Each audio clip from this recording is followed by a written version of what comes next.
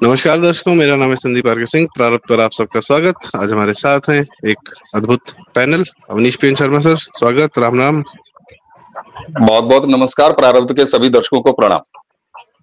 बाबा रामदास जी, जय श्री राम। स्वागत। जय श्री राम। जय श्री राम। वैलोक जी, बहुत बहुत स्वागत सर। जय श्री राम। जय श्री राम जी।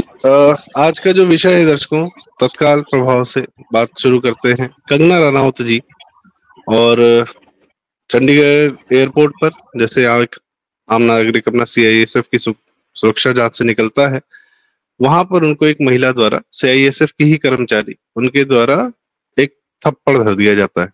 कारण बताया जाता है कि किसान आंदोलन के समय इन्होंने कुछ कह दिया था।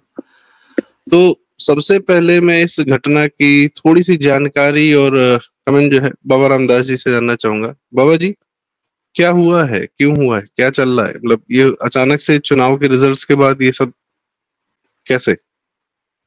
सर, एक खालिस्तानी को जेल में बैठे बैठे 4 लाख मत देके खडूर साहब से पंजाब के लोगों ने जिता दिया। घोषित खालिस्तानी जो है जेल में बैठा बैठा जीत गया। एक और खालिस्तानी का बेटा जिसने कि इंदिरा गांधी का असैसिनेशन किया था ऑन ड्यूटी, अपने ड्यूटी वेपन से, उसके बेटे को भी, और उसका बेटा तो मात्र 5 दिन के प्रचार में चुनाव जीत गया। तो सर, मेरा, आपका या किसी का भी मन कर जाएगा एमएलए एमपी बनने का। और सर, रेसिपी कितनी आसान है आप ये बताइए ना। अगर आज आप पंजाब का सोशल मीडिया उठा के देख लेंगे तो she is the biggest hero of Punjab today, of a few people. एक वर्ग की वो शेरनी बन गई है। लोग उसके थप्पड़ को जस्टिफाई कर रहे हैं। अच्छा, एक बात बताइए ना भाई, हमारा जो सुरक्षा कर्मी है तो वो इसी देश का नागरिक, इसी समाज में जी रहा है। उसके पास में भी फोन है और क्वार्टर गार्ड पे ड्यूटी करते हुए भी फोन चलाता है और रोज डांट खाता है व्हाट्सएप और फेसबुक। आपको मालूम है आर्मी में और पैरामिलिट्री फोर्स में एक बहुत बड़ा प्रॉब्लम हो गई है कि मार्च करते हुए जो रिक्रूट्स और जो सिपाही हैं वो फोन चलाते हुए पकड़े जाते हैं और रोज डांट खाते हैं। यार भैया, थोड़ा व्हाट्सएप से बचो यार, ठीक है मेरा रोज बतिया लेना, अभी तो देश की सुरक्षा में लगे हो। तो सर, वो भी तो से तमाम सोशल मीडिया का जो परोसा जा रहा है वो भी देख रहा है। बट हमारी पैरामिलिट्री फोर्सेस, हमारी आर्मी की ट्रेनिंग का ये कमाल है कि वो तमाम पॉलिटिकल एजेंडेबाजी से सैनिटाइज्ड रहता है। जब वो वर्दी पहन लेता है तो वो सिर्फ फौज का एक सिपाही बन जाता है। वह पॉलिटिकल एक्टिविस्ट, उस पॉलिटिकल एक्टिविज्म, पॉलिटिकल आइडियोलॉजी से प्रभावित नहीं होता है। पर यहां क्या हुआ, एक सोल्जर जो सीआईएसएफ में एयरपोर्ट की ड्यूटी पे थी, वह अपनी वर्दी में पॉलिटिकल एक्टिविस्ट बन गई, किसान नेता बन गई। और 3 साल पहले जो बयान दिया गया था किसान आंदोलन के समय, उसका जो है बदला लेने लग गई। भैया, ये इससे बड़ा पॉलिटिकल एक्टिविज्म क्या होगा? अब एक बात बताइए कि ये कितनी गंभीर घटना है, ये मूर्ख समझ ही नहीं पा रहे हैं बहुत। ये लोग जो उसको शेरनी बता रहे हैं, आज मैं सुबह सारे, क्योंकि भरा पड़ा है ना पंजाब का सोशल मीडिया, तो इसी घटना को लेकर भरा पड़ा है। और उसे वो जैसे सलमान तासीर के उसको गाजी बनाया था, तो ये नई गजनी पैदा हो गई है पंजाब की। और सोशल मीडिया पे लोग तारीफ के पुल मार रहे हैं। तो एक व्यक्ति ने बहुत सही कमेंट किया है, मैंने पहला एकमात्र कमेंट देखा कि अरे क्या कर रहे हो, पूरे समाज को, अपने सिख समाज को तुमने पैरामिलिट्री और मिलिट्री फोर्सेस में संदिग्ध बना दिया। आज पूरी पैरामिलिट्री हमारा एस्टैब्लिशमेंट और फोर्सेस का एस्टैब्लिशमेंट अब देख रहा होगा कि अरे यार। अच्छा, एक बात बताइए, उसके दिमाग में एक्टिविज्म घुस गया, उसने थप्पड़ मार दिया। अगर मैगजीन खाली कर देती तो, या कर देता तो। भाई अमृतपाल के जहर से इतना प्रभावित हुआ संदीप सिंह सन्नी नाम का एक लड़का अमृतसर में, कि उसने सूरी को गोली मार दी, आज जेल में है। 20-21 साल की उसकी पत्नी है, शायद 8 महीने की बच्ची है गोद में, पिछले 1 साल से जेल में है, अभी तक जमानत नहीं हुई है। सरेआम अपने लाइसेंसी रिवॉल्वर से उसने गोली मार दी। तो इसे कहते हैं दिमाग में जहर भरना। भैया अमृतपाल सिंह तो सांसद बन गए, वो तमाम जहर उगल के डिब्रूगढ़ में बैठे बैठे। संदीप सिंह सन्नी की खोज खबर कौन लेगा? तो इसे कहते हैं रेडिकलाइजेशन। और यदि हमारी पैरामिलिट्री फोर्स की एक जवान, अच्छा वो कोई बच्ची नहीं है, वो जो पैरामिलिट्री फोर्स की जवान है 16 या 17 साल की नौकरी है उसकी। She is not a recruit. 15 साल की फौज, भाई सीएसओ भी एक किस्म की फौज है ना। 15 साल की फौज की ट्रेनिंग 1 मिनट में के रेडिकलाइजेशन में जो है हो गई। ये मेरा ओपनिंग कमेंट था, इसके बाद आगे चर्चा को हम आगे बढ़ाएंगे। ये स्थिति है। मैं अवनीश सर के पास आना चाहूंगा। काफी सारा डिटेल मिला है कि कितने साल की नौकरी थी और क्या वो क्या किया, क्या कर सकती थी और किस तरीके का एजेंडा चल रहा है। सर हम ये भी देख रहे हैं कि इसको बकायदा जस्टिफाई किया जा रहा है कांग्रेस के लीडर्स के द्वारा भी, कि एक जो लग जाता है ना कि ये गलत हुआ, लेकिन तो लेकिन से पहले की सारी बातें जो है बुलशिट होती हैं। लेकिन के बाद वाला मैटर इन लोग का ज्यादा रहता है। हर आदमी जस्टिफाई कर रहा है। सही वो एक सांसद है कंगना रनौत, और सिर्फ इसलिए क्योंकि वो जरा सी देशभक्त है या उस मोड में दिखती है या उस अपने आप को उस तरीके से सामने प्रस्तुत करती है, तो आप उन्हें थप्पड़ धर देंगे। और इसका मतलब अगर आप ये इसका थप्पड़ जस्टिफाई कर रहे हैं, तो आप पूरा जो 1 साल तक जाम लगा के रखा गया था दिल्ली की सड़कों पर, वो भी जस्टिफाइड है। सर मनीष सर जी। संदीप जी देखिए, ये जो कुछ भी हुआ है, और आपने जो ये कहा कि साहब लोग जस्टिफाई कर रहे हैं, फिर तो श्रीमती इंदिरा गांधी की हत्या भी जस्टिफाइड है। ये श्रीमती इंदिरा गांधी की हत्या भी उन्हीं खालिस्तानी मानसिकता के सुरक्षा कर्मियों द्वारा किया गया था, जो रेडिकलाइज हो गए थे और जिनके अंदर पूरी तरीके से खालिस्तानी एलिमेंट और बाकी सारी भावनाएं भर गई थी। तो आप सतवंत सिंह, बेअंत सिंह और केहर सिंह, मैं उन्हीं कांग्रेसियों से कह रहा हूं, फिर उनको भी हीरो बनाइए, वो भी बबर शेर हैं। चलिए, राजीव गांधी की हत्या, वो हैं, उनको पूजा जाता है पंजाब में। मैं कह रहा हूं देश समझे इस बात को। 80 के दशक में जो कुछ भी हुआ उसको आज की जनरेशन समझे, जिसने नरेंद्र मोदी का रास्ता इतना सकरा और इतना पतला किया है, उसे समझने की जरूरत है बाबा जी। मैं कह रहा हूं राजीव गांधी के हत्यारों को भी जस्टिफाई करिए। और संदीप जी, जो राहुल गांधी चुनाव से पहले पूरे देश में केरोसिन छिड़क के आग लगाने की बात कह रहे थे, आपने इमरान मसूद को सहारनपुर से जिताया। सहारनपुर की सड़कों पर जो कुछ भी हुआ है उसको जानिए, वो आप देख रहे हैं। दूर तमिलनाडु में, मैं सिर्फ इसको खालिस्तानी मानसिकता तक नहीं, मैं ले चलता हूं आपको तमिलनाडु में एक बकरे के मुंह पर अन्ना मलाई का फोटो लगा के उसको जिबह किया गया है। इस संकेत को भी तमिलनाडु में पहचानिए।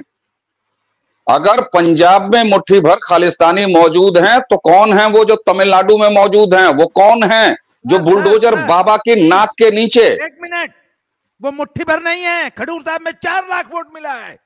ये मुट्ठी भर कहना बिल्कुल पहले तो आप बिल्कुल ठीक है। नहीं, मैं देखिए, मोदी की तरह मिमियाना बंद कीजिए।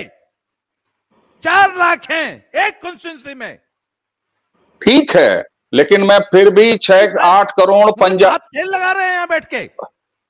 रामदास जी मेरी बात सुनिए, आपके कहने से मैं 8 करोड़ पंजाबियों को खालिस्तानी नहीं कहूंगा। आई एम सॉरी टू से, भर भी मत बोलिए, ये गलत बात है।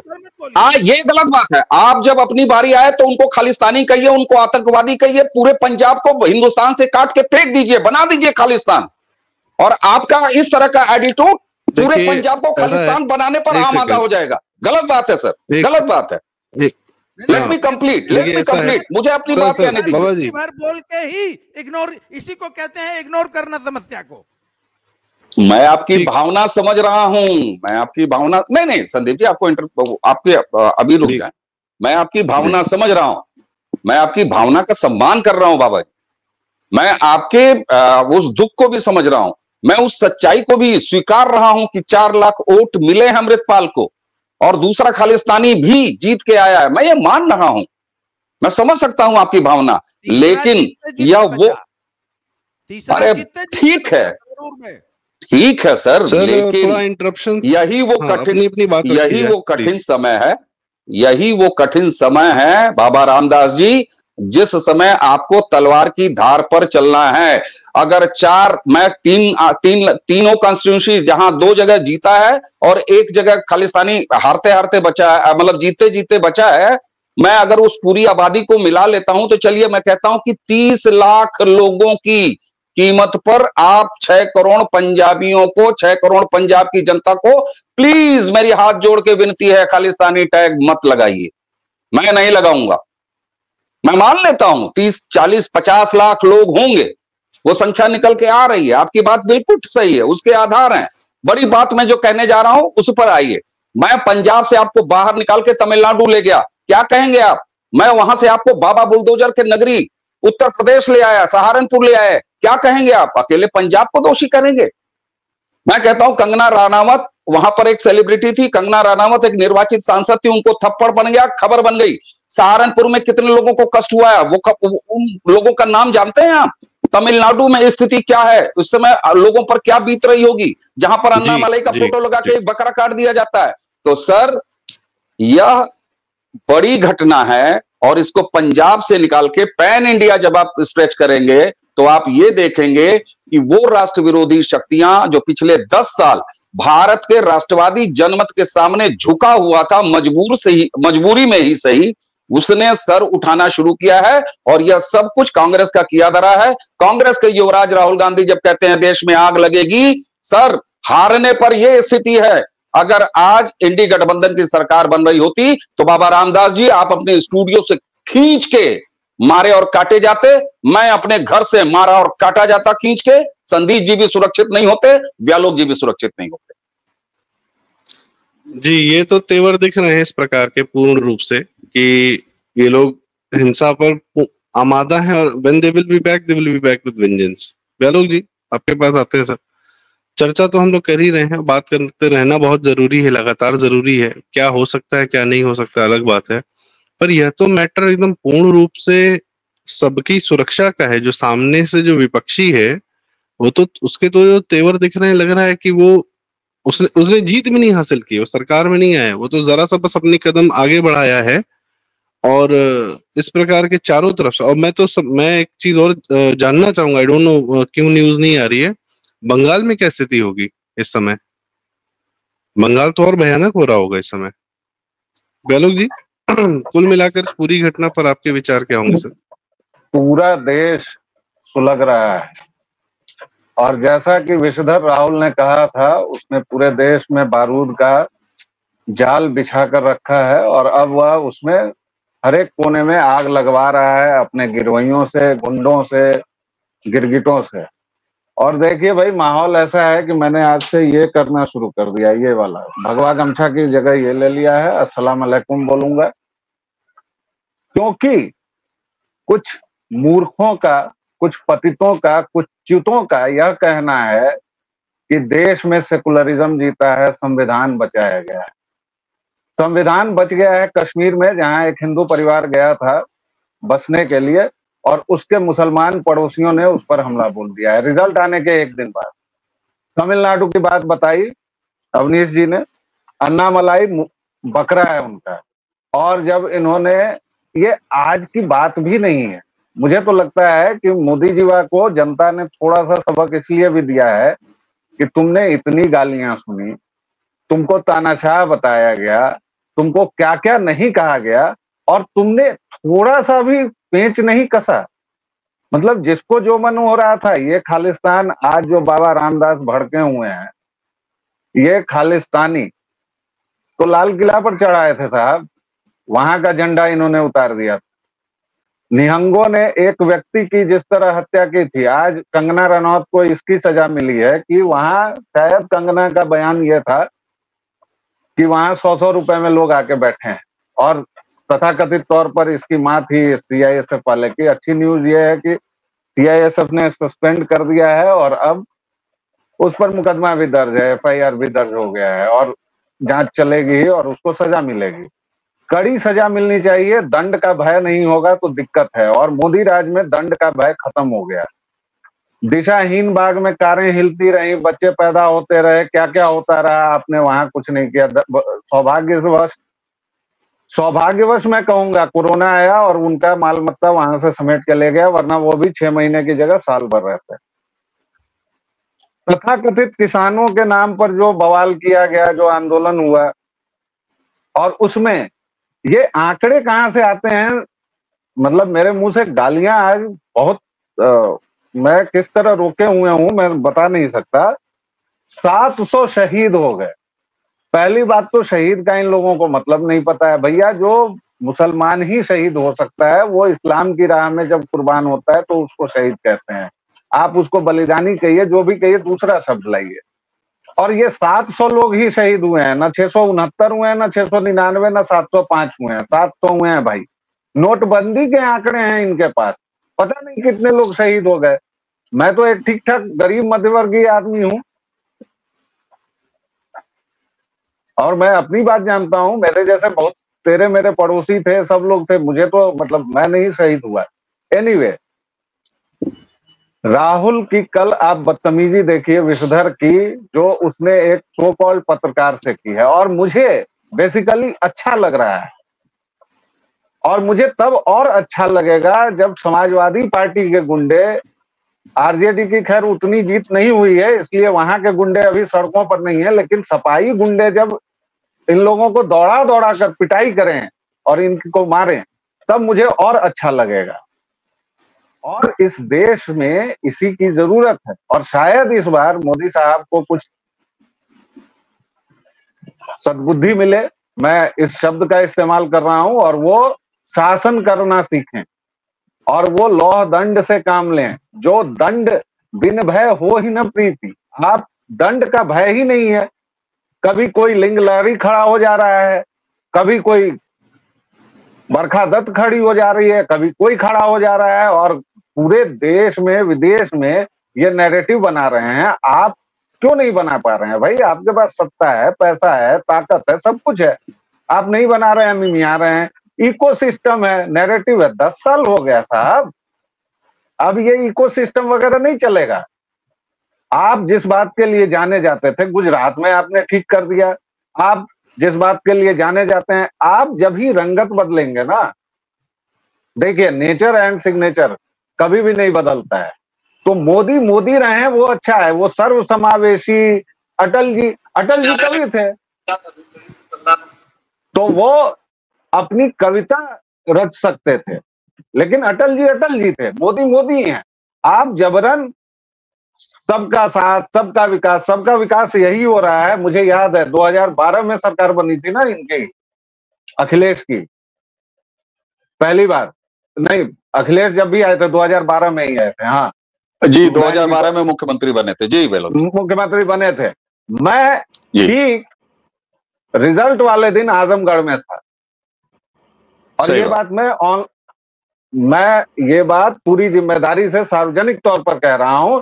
जिस वक्त रिजल्ट आया और पता चला कि अखिलेश अब मुख्यमंत्री बनेंगे, हजारों मोटरसाइकिल बिना किसी नेम प्लेट के, बिना किसी इसके, किसी पर यादव लिखा हुआ, किसी पर कुछ लिखा हुआ, किसी पर 786 नंबर, और सब के सब उस दिन जो बवाल हुआ आजमगढ़ में, वो मुझे अभी भी याद है। और वही बवाल मैं देख रहा हूं लखनऊ में हो रहा है, सहारनपुर का इन्होंने बताया। सहारनपुर में इमरान मसूद कितने मजे ले रहा है भाई, अभी कहाँ है क्षत्रिय कुल गौरव सारे, मैं समझ नहीं पा रहा हूं कहां चले गए। कंगना रनावत भी शायद क्षत्राणी ही है, कहां चले गए सारे क्षत्रिय कुल गौरव। ठाकुर हैं, हम दिखा देंगे, भाजपा को बता देंगे, कहां है भैया, ले आइए। तो जवाब जरूरी था, इंतजाम जरूरी था, ठीक हो रहा है। जी बाबा जी, मैं सबसे पहले आपके पास आना चाहूंगा। यहाँ पे हमारे पास एक वीडियो आया है जो यह कह रहा है कि अवनीश जी जो बोलना चाहते, जी सर, अवनीश जी कुछ बोलना चाहते थे। नहीं, मैं बस वही व्यालोक भाई की बात में ऐड करना चाहता था। बिल्कुल ठीक कह रहे हैं व्यालोक भाई, वो स्थिति थी और इन्होंने दिखाना शुरू कर दिया है। और आप सोचिए कि लोकसभा के चुनाव में उत्तर प्रदेश में बहुजन समाजवादी पार्टी ने ये प्रदर्शन किया है और तब ये हाल है। अगर विधानसभा में ये स्थिति होती, विधायक कितनी संख्या में बहुमत में चुन के आते, तो अब तक उत्तर प्रदेश की क्या हालत है। बस मैं इतना ही कहना चाह रहा था जी। और अभी मैं बाबा जी से बात करने से पहले ये वीडियो दिखाना चाहूंगा। ये कथित तौर पे बताया जा रहा है, कुछ आधिकारिक ट्विटर हैंडल्स ने इसको पोस्ट किया है। ये भाई है और इसका नाम है, इसका कुलविंदर कौर का भाई है, ये फार्मर लीडर है शेर सिंह महिवाल। इनकी कुछ बातें सुन ली जाए भाई साहब की। हाँ जी शेर सिंह जी, आज एक घटना वापरी है जिवें दस्सिया जा रहा है कि महिला कर्मी ਜਿਹੜੀ ਕੰਗਨਾ ਰਣੌਤ ਦੇ ਥੱਪੜ ਮਾਰਿਆ ਤੁਹਾਡੀ ਭੈਣ ਲੱਗਦੀ ਆ, ਕੀ ਪ੍ਰਤੀਕਿਰਿਆ ਤੁਹਾਡੀ ਇਸ ਘਟਨਾ? ਵਾਹਿਗੁਰੂ ਜੀ ਕਾ ਖਾਲਸਾ, ਵਾਹਿਗੁਰੂ ਜੀ ਕੀ ਫਤਿਹ। ਕਿਸਾਨ ਮਜ਼ਦੂਰ ਸੰਘਰਸ਼ ਕਮੇਟੀ ਕਪੂਰਥਲਾ ਦਾ ਸੰਗਠਨ ਸਕੱਤਰ ਸ਼ੇਰ ਸਿੰਘ ਮਹੀਵਾਲ ਜੀ। ਦੇਖੋ, ਸਾਨੂੰ ਮੀਡੀਆ ਰਾਹੀਂ ਪਤਾ ਲੱਗਾ ਕਿ ਅੱਜ ਉੱਥੇ ਆ ਘਟਨਾ ਵਾਪਰੀ ਹੈ ਔਰ ਹੁਣ ਸਾਨੂੰ ਪਤਾ ਲੱਗਾ ਵੀ ਉਹ ਸਿਕਿਉਰਿਟੀ ਨੂੰ ਲੈ ਕੇ ਜਿਹੜੀ ਆ ਉਹ ਘਟਨਾ ਵਾਪਰੀ ਆ ਵੀ ਉਹਨਾਂ ਦੀ ਡਿਊਟੀ ਆ ਉੱਥੇ, ਤੇ ਉਹ ਜਿਹੜਾ ਸਕੈਨਰ ਦੇ ਵਿੱਚ ਦੀ ਜਿਹੜੇ ਆ ਉਹ ਪਰਸ ਵਗੈਰਾ ਜਾਂ ਉਹਨਾਂ ਦਾ ਫੋਨ ਵਗੈਰਾ ਉਹ ਉਧਰ ਦੀ ਕੱਢਦੇ ਆ, ਉੱਥੋਂ ਤੂੰ ਮੈਂ ਹੋਈ ਆ। तू मैं हो गई, वो ये जी बताना शुरू कर दिया इन्होंने। बाबा जी, ये तो फुल ऑन जस्टिफिकेशन चल रहा है। और ये फुल जस्टिफिकेशन सिर्फ सर आप लोग बता रहे थे कि पंजाब में चल रहा है, कांग्रेस पार्टी कर रही है, ऐसा नहीं है। यहाँ जस्टिफिकेशन बॉलीवुड से भी आ रहा है। करण जौहर जो धर्मा प्रोडक्शंस है, उनका जो कंटेंट या पूरा स्क्रिप्ट देखता है सोमेन मिश्रा, बंगाल के रहने वाला, which of the communist, 10 Twitter पोस्टें डाली उसने कंगना रनौत के पिटने पे। He is very happy. Full justification चल रहा है बॉलीवुड से भी, क्योंकि कंगना का बॉलीवुड से भी एंटी चलता है। तो ये तो देश में एक पूरा वर्ग है जो पूरी तरह तैयार बैठा है और वो सिर्फ इंतजार कर रहा है अपने मौके का। और जो लोग कहते हैं कि राहुल गांधी जो है, क्या कहते हैं, बैठे बैठे इंतजार कर रहा है कि किसी दिन तो जनता थकेगी, भाजपा को हराएगी, उस दिन हम बताएंगे। उसके पास अपनी उम्र है, ही कैन वेट। लोग, और जिस दिन वो जीतेगा उस दिन लोग कहेंगे बताइए 20 साल 25 साल हार कर भी जीत गया, उस दिन उसको महान बना दिया जाएगा। और उसके बाद जिस दिन जीतेगा हम सब देखेंगे क्या होने वाला है। क्या इलाज है इसका बाबा जी? ये जो सेलिब्रेशंस हो रही हैं और जो समर्थन की जो ट्वीट्स और आ रहे हैं ना, ये सिर्फ बॉलीवुड से नहीं आया है सर, पूरा पंजाब तो समर्थन में यही है। पंजाब का एक एक कांग्रेसी समर्थन में है, पहली बात सुनिए। और हरियाणा से हमारे भाई लोग, उनके ट्वीट्स पढ़िए, उनके कमेंट्स पढ़िए नीचे और सुनिए। केंचुआ और गोहुअन दोनों रैंक के चलते हैं, दोनों जमीन के नीचे रहते हैं। ये सर, ये जो मुट्ठी भर जो शब्द है ना सर, एक ही गोहुअन बहुत होता है सर। ये जो मैं क्यों भड़का कि यार अब तो ये मुट्ठी, एक तो ये प्लीज खांची भर बोलना शुरू कीजिए, मुट्ठी छोटी रह गई है। कायदन बोला एक खांची है, उससे ज्यादा नहीं है। ये मोदी जी का यही एटीट्यूड है। बोला मुट्ठी भर लोग तो शाहीन बाग में बैठ। अच्छा एक मिनट, 140 करोड़ लोगों में से 100-200 ने सहारनपुर में बवाल कर दिया। कहां आप लोग इतना परेशान हैं? बकरा काटने वाले कितने थे? पूरा तमिलनाडु कहां बदनाम कर रहा है? तमिलनाडु शब्द कहां बोले? अरे 10-20 लोग अगर खस्सी काट रहे थे उस पर उसका फोटो लगा दिया, मुट्ठी भरी तो लोग थे सर। पीओके पे जब 1947 के बाद जब देश आजाद हुआ तो मुट्ठी भरी तो लोग आए थे कबायली बन के। आज पीओके आधा उनके आधा कश्मीर ले गए, मुट्ठी भरी थे सर, क्या चिंता है, मुट्ठी भर कश्मीर चला गया सर। ये जो मुट्ठी भर वाला जो सर ये जो है ना, मुझे इससे बड़ी आपत्ति होती है। मुट्ठी भर नहीं है, उनकी प्लानिंग 13 सीट पर खड़ा करने की थी। तो पता नहीं किसी को शायद उन्हीं में से सद्बुद्धि आ गई कि अभी 13 मत करो, अभी 3 ही करो। सर 13 खड़े होते और सुनिए 13 जीतते, तब आपकी मुट्ठी पता लगती। मुट्ठी भर हैं, मोदी जी की तरह जब मिमिया रहे हैं, इसलिए मैं भड़क गया। बाबा जी अगर आप भड़क गए, एक मिनट, अब मैं इंटरप्ट कर रहा हूं आपको। आपके ये जो मुट्ठी भर वाले पर जो ज्ञान उपज रहा है और आप कह रहे हैं वो 13 जीतते, तो आपके वो दर्जन भर वीडियो कहां है जहां भारतीय जनता पार्टी को 10 सीट जितवा रहे थे पंजाब में? वो आप किस नियत से ये बात कह रहे थे? इसका मतलब जमीन में क्या चल रहा है ये आपको भी नहीं पता था? नहीं देखिए, ऐसा है, पूरे देश को नहीं पता था, ऐसा एकमात्र एक तो सर किसी को नहीं पता था। मैं एक सेकंड आप दोनों लोग की ये बात रोकता हूँ, ठीक है? 18% वोट मिला है, मात्र 2% और मिल जाता, जो कि अंतिम 2 दिन में खिसक गया आपका ये आरक्षण और संविधान बचाओ रैटारी के कारण हरिजन वोट जो है शिफ्ट हो गया। अगर वो आ जाता, आज आप 5 या 6 सीट जीते होते। आपको मालूम है 3 सीट पे आप सेकंड आए हैं और बाकी पे जिन पे थर्ड आए हैं, सेकंड और थर्ड में देखिए मैं एक सेकंड सर, मैं इस पे इंटरप्ट करना चाहूंगा। बाबा जी का लगातार कॉल्स या फीडबैक जो आ रहा था वो बहुत ही पर्सनल लेवल पे चीजें फीडबैक इनको मिल रहा था। कोई टीम नहीं है, लेकिन लगातार सैकड़ों कॉल सुनकर बातें करके हर जगह से, तो कोई आपका आकलन जो है वो वोट परसेंटेज में दिख रहा है जी। मैंने कह रहा था जो 22-23% वोट ले जाएगा वो जीत जाएगा। 18.5% में पहुंच गए, मात्र 2% की कमी रह गई। वो भी सिर्फ हम जो ये संविधान बचाओ और आरक्षण वाला नैरेटिव था उसको नहीं टैकल कर पाए। ठीक है, अब देखिए वो कारण क्या है? बहुत सारे कारण हैं। सबसे बड़ा कारण मैं एक बार जानना चाहूंगा, आप दोनों लोग आपस में बतिया लिए, हम जा रहे हैं व्यालोक जी के पास, वो हमारा और इनका ठीक चल रहा है, आप लोग थोड़ा गड़बड़ कर रहे हैं, ठीक है? तो व्यालोक जी, अनिश सर मैं आपके पास आता हूँ, आपके विचार भी जानूंगा। एक ही सवाल दोनों लोग से करूंगा, पहले व्यालोक जी फिर अनिश सर। ये बाबा जी पहले शुरू में कहते थे कि चुनाव जमीन पे नहीं लड़ा जा रहा है, चुनाव मोबाइल पे और सोशल मीडिया पे और वहां लड़ रहा है। बात बिल्कुल सही है। और ये जो महिला है, ये भी इनकी फीड्स होंगी, इनके फोन होंगे, इनके इंस्टाग्राम रील होंगे, मगर किसान भरा पड़ा होगा, आंसू बहा रहा होगा, झूठ सच सब चल रहा होगा इनके पे। तो इतना माइंड कंज्यूम कर ले। किसान नहीं, खालिस्तान भरा होगा। खालिस्तान भरा है जी। हाँ। किसान तो सो कॉल्ड किसान के नाम पे खालिस्तान भरा। बहुत इंपॉर्टेंट होती है, किसान नहीं भरा है, खालिस्तान भरा है जी। तो व्यालोक जी, ये लगातार जो इनका सोशल मीडिया पे, of course social media, YouTube, Facebook, Instagram, यह जो है रील्स, दिस शॉर्ट्स, यह सब पूर्ण रूप से तो यूएसए का है। और क्या सोशल मीडिया पे इस बिग टेक मीडिया ने भी अपना असर दिखाया है भारत के इस चुनाव में, कि अचानक से जमीन खिसक गई पांव के नीचे से? पूरे देश को हवा नहीं थी, क्या हो रहा है?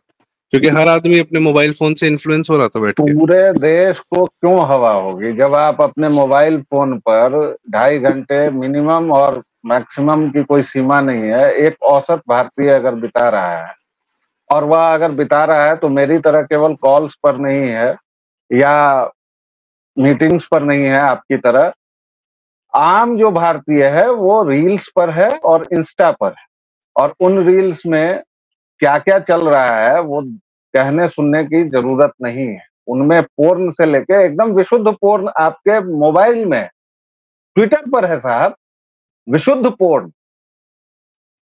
ट्विटर पर अभी परसों चौथे रोज मतलब एक ऐसा शब्द ट्रेंड कर गया जिसको मैं और आप सभी लोग, कोई भी यहाँ पर बोलना नहीं पसंद करेंगे। अंग्रेजी के एफ वर्ड से शुरू होने वाला का जो हिंदी अनुवाद है चौ शब्द से, वो शब्द ट्रेंड कर रहा था। और आप जब उसमें जाते तो वो पूरी तरह से पोर्न दिखाए जा रहे थे। इंस्टा पर आप जाएं तो अच्छे भले सजे संवरे लोगों से लेकर गांव की मड़ैया और झोपड़ी तक सबको, क्योंकि क्विक बक्स हैं। आप समझिए बात को, इस देश की 80 करोड़ जनता को अभी भी आप अनाज दे रहे हैं। और ये थोड़ा सा चाट, मैं 2-3 मिनट बोलूंगा, चटने वाली बातें होंगी क्योंकि ये गंभीर बात मैं बोल रहा हूं, ठीक है? तो मैं बहुत मजा नहीं दूंगा दर्शकों, सॉरी।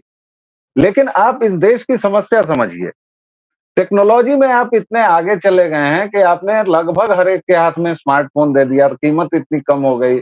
जब याद कीजिए कि जब 1 से 1.5 GB महीने का मिलता था तब कितना मजा आता था, तब क्या इतने उपद्रव थे। आदमी एक तो पागल हो रहा है, दूसरे उसकी मुख्य चिंता जो पेट और अनाज की है 80 करोड़ लोगों की। फिल्में बंद हो गई, सिनेमा हॉल बंद हो गए, और सिनेमा हॉल वैसे भी वही परोस रहे थे, अब उसके हाथ में आ गया है। अब वो व्यक्ति क्या कर रहा है कि 4 लोग बेगूसराय में 70 वर्ष की एक महिला के साथ रेप कर रहे हैं और उसका वीडियो बना ले रहे हैं। तमिलनाडु के किसी गांव में एक लड़की अपने झोपड़े के आगे बॉयफ्रेंड से या पति से एकदम अद्भुत अवस्था में लिपटी चिपटी पड़ी है और उसका वीडियो रील पर डाल दे रही है। एक बात ये हुई, तो हमारे पास इंफ्रास्ट्रक्चर नहीं था, लोगों को हमने शिक्षित नहीं किया और ये दे दिया। दूसरी बात कि जब आप चौतरफा कूड़ा धकेल रहे हैं और यह एक सिस्टम नहीं बना रहे हैं कि उस कूड़े को छांटा कैसा जाए, तो ये होगा। और तीसरी चौथी बात, महत्वपूर्ण बात, अब मैं एकदम पॉइंटर्स में बोलूंगा। जी जी जी। जमीन पर नहीं पता था, कैसे नहीं पता था भाई? बहुत सारे लोगों ने 250 से 300 बताया, और ये भाजपा की कोई हार नहीं है। तीसरे टर्म में 242 सीटें लाना मेरे लिए हार नहीं है, बाकी जो भी गवेचना विवेचना करनी है कीजिए, ये हार नहीं है। हाँ, जनता ने पूर्ण बहुमत आपको नहीं दिया तो आपके संगठन को दिया है, और वो चुनाव पूर्व है, ऐसा भी नहीं है कि अभी तोड़फोड़ हो रही है। चुनाव पूर्व गठबंधन जीता है भाई। ओडिशा में आपको पूरी सत्ता मिल गई है, तमिलनाडु में आपका वोट शेयर देख लीजिए, केरल में आप एक जीत गए हैं, बिहार ने आपको थामे रखा है, और यूपी को इतना गरियाए जा रहे हैं भाई लोग। आज मुझे इच्छा हो रही है कि मैं यूपी के मित्रों से पूछूं, हालांकि मेरा बिहार तो लखनऊ तक। कुछ मित्र बड़ा मजा लेते थे जब बिहार में कुछ इसी टाइप के रिजल्ट भाई लोग कर देते थे, तो मुझे बहुत मजा लेते थे कि ए गुरु का भाई आज गाली मिल रही है यूपी को। क्यों मिल रही है साहब? कितनी सीट दे दी है उसने? 37 ही सीट तो दी है, और 37 सीट क्यों नहीं देगा? आप बाकी चीजों का प्रबंध नहीं करेंगे भैया। अयोध्या में केवल अयोध्या सीट नहीं है, विधानसभाएं 5 हैं। ये सब सामान्य ज्ञान कौन बताएगा? और 5 विधानसभाओं में, रुक जाइए अब, देखिए आप इन दोनों को नहीं रोकते हैं तो मुझे आप 2 मिनट दीजिए। उन 5 विधानसभाओं में 2 के नाम देख लीजिए क्या क्या हैं। उसके बाद आपका रुदौली भी कहाँ है? और एक सामान्य सीट पर एक अनुसूचित जाति के आदमी को दिया है टिकट समाजवादी पार्टी ने, और पासी जनसंख्या वहां कितनी है ये पता कर लीजिए। हमारे मित्र जो आए थे, जो सचमुच, जिनको एक आध पत्रकारों को मैं मानता हूं, उन्होंने मुझे 20 दिन पहले कहा था कि भाई अयोध्या में मामला फंस गया है तुम्हारा। लेकिन मैंने डर के मारे नहीं कहा, या मुझे लगा कि वामपंथी है वैसे ही बोल रहा होगा या जो भी, बट ही टोल्ड मी। उसने कहा, उसने यही सब गुणागणित दिखाया। मैंने कहा कि भाई देखो, मुझे जाति की बातें समझ में नहीं आती, लेकिन आज मैं ये अंतिम वाक्य है फिलहाल के डिस्कशन का, जेएनयू ने मुझे जाति सिखाई। मैं जेएनयू जाने तक और वहां रहने तक अपनी जाति नहीं जानता था। ये आपके नंबर 1 यूनिवर्सिटी की देन है साहब, कि उसने मेरे जैसे पवित्र आदमी को जाति के बारे में ज्ञान दिया। और इन चुनावों ने मुझे ये बताया कि हम लोग बेकार की बात करते हैं कि हम लोग जाति मुक्त हो चुके हैं। जाति हमारी सबसे बड़ी सच्चाई है, हमारी खून में है, हमारी नसों में है, साला हमारे डीएनए में है। और जब तक जाति नहीं जाएगी विषधर राहुल क्या, इसके भी गुरुजी लोग आएंगे और आके जा चुके हैं 1200 वर्षों में। औरंगजेब गया था, औरंगजेब क्या होगा, विषधर राहुल का 4-5 गुना ज्यादा डायमेंशन होगा ना, यही तो होगा। आप जल्दी में हैं इसलिए यहीं रुक रहा हूँ, चलिए। नहीं, जल्दी में नहीं हूँ मैं, आपकी जाति वाली बात को वापस होनी जी और अपने आज के टॉपिक पर भी लेके आता हूँ कि या तो जैसा बाबा जी अक्सर बताते हैं कि खालिस्तानी जो इशू है वो ज्यादातर जट सिख का भी एक मेंटल फ्रेम है, तो शायद कहीं ना कहीं ये चीजें बहुत कोरिलेट करती हैं। हम ऐसा नहीं कि विषयांतर हो रहा है हमारा। सर मैं आपसे भी यही जानना चाह रहा था कि ये नैरेटिव वॉर है क्या, क्योंकि आप सत्ता में हैं, आप जीत गए हैं, लेकिन नैरेटिव में लग रहा है कि आप हार गए हैं। जो हार गया है वो कह रहा है कि हम जीत गए हैं। ये नैरेटिव वॉर है, और ये क्या खालिस्तानी नैरेटिव को फिर से पुश करने का एक चौथा माध्यम निकाला गया है? जी अमनी सर। संदीप जी अगर ये नैरेटिव वॉर है तो मैं बड़ी विनम्रता से कहूंगा कि इस नैरेटिव में फिलहाल इन चारों में सबसे ज्यादा फंसे हुए आप दिखाई दे रहे हैं। मैं ऐसा क्यों कह रहा हूं, क्योंकि आपने अभी बीच में ब्यालुक जी की तरफ जाने से पहले आपने कहा कि हवा नहीं थी और पैर के नीचे से जमीन खिसक गई। कहां खिसक गई जमीन भाई? मैं ब्यालुक जी की बात को ही कह रहा हूं। 240 अकेले एक पार्टी को मिलता है जो 10 साल सत्ता में रह चुका होता है, उसको तीसरे टर्म के लिए 240 मिलता है 272 के पैमाने के सामने, और आप कह रहे हैं कि पैर के नीचे से जमीन खिसक गई। उसके गठबंधन को पूर्ण बहुमत मिलता है, तीसरी बार इस देश के इतिहास में पहली बार ऐसी घटना होती है, और आप कह रहे हैं सर कि पैर के नीचे से जमीन खिसक गई। अरे सर यही तो वो नैरेटिव है। अब आते हैं यहां पर ये बात कही गई, आपने कहा कि साहब ये इंस्टा फलाने का है और यूट्यूब ढकाने का है और सोशल मीडिया सब अमेरिका का है और उस पर सारा कुछ फैलाया जा रहा है। ये चार लोग ये ज्ञान दे कहां रहे हैं? ये वीडियो जाके चलेगा कहां? उसी यूट्यूब पर चलेगा साहब, उसी इंटरनेट पर चलेगा साहब, ये उसी इंस्ट्रूमेंट में चलेगा जहां नंगी पुंगी रीलों की बात की जा रही है और तमाम तरह के अवयवों की बात की जा रही है। इसलिए अगर आप उसको कह रहे हैं कि वो बीमारी है, तो दूसरा धड़ा ये कहेगा कि ये चार बैठ के भी अपनी वाली बीमारी फैला रहे हैं। इसलिए किसी चीज को एब्सोल्यूट तरीके से न देखिए।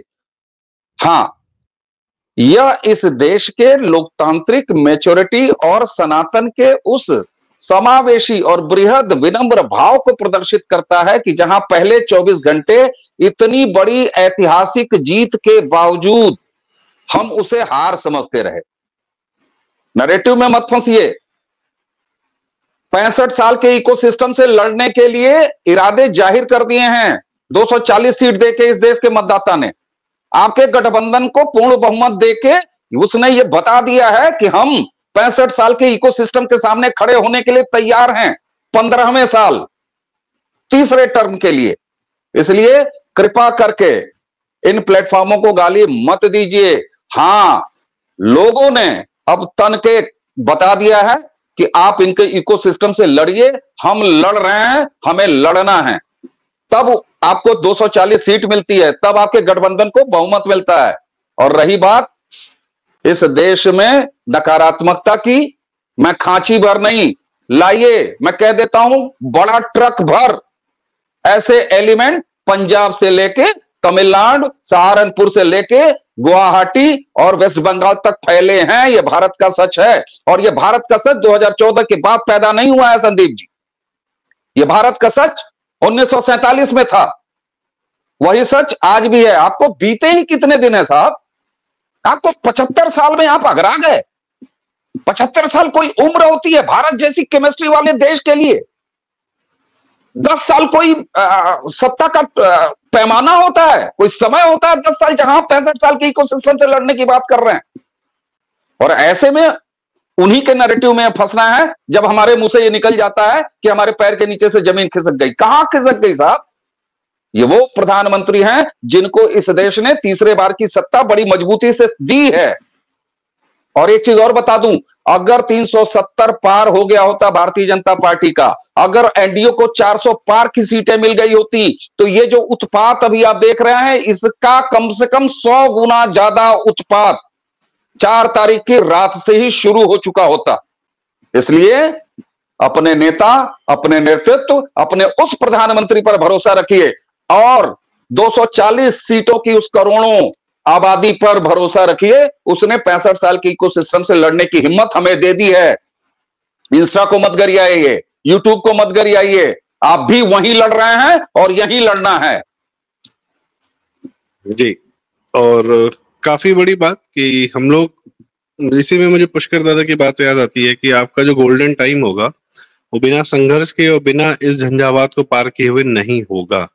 तो यह भूल जाएं कि झटके नहीं लगेंगे या सामने से प्रतिघात नहीं आएगा, आसानी से सब कुछ नहीं होगा। आपने बुलडोजर चलाए हैं तो थोड़ा बहुत तो आप आएगा ही आएगा। खैर, तो इसके साथ आज की हम चर्चा समाप्त करते हैं। कम से कम इसी बहाने देश की आंखें भी खुली, दिख रहा है कि हम किन लोगों के साथ रह रहे हैं, कौन लोग आसपास हैं, किन विचारों के साथ हैं और क्या चाहते हैं, क्या करना चाहते हैं। चाहे बॉलीवुड हो, चाहे मुंबई हो, चाहे तमिलनाडु हो, चाहे वेस्ट बंगाल हो। मैं वाकई में जानना चाहूंगा वेस्ट बंगाल की क्या खबरें हैं, क्योंकि वहां तो भीषण उत्पात हो रहा होगा, मुझे कोई शंका नहीं है। चाहे उत्तर प्रदेश हो, पंजाब, जी जी जी, चाहे तो उत्तर प्रदेश इसी के साथ चाहे उत्तर प्रदेश हो ही रहा है।